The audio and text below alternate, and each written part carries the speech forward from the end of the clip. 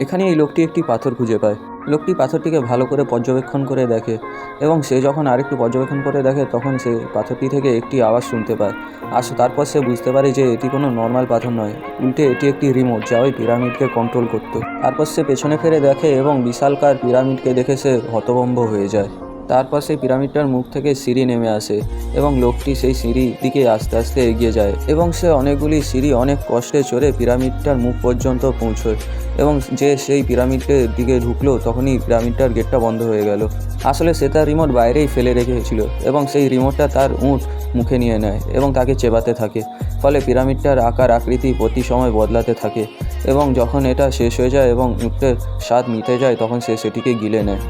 ও যখন উটটি রিমোটটি গিলে তাকে হজম করার চেষ্টা করে তখনই পিরামিডটি তার প্রাথমিক স্থানে চলে আসে এবং লোকটিকে একটি ফুটো দিয়ে জোরে ছুঁড়ে ফেলে দেয় এবং দুজনে মিলে এই সায়েন্টিফিক বিজ্ঞান ভিত্তিক রহস্যময় সুপার অ্যাডভান্সড পিরামিডটার দিকে তাকিয়ে থাকে।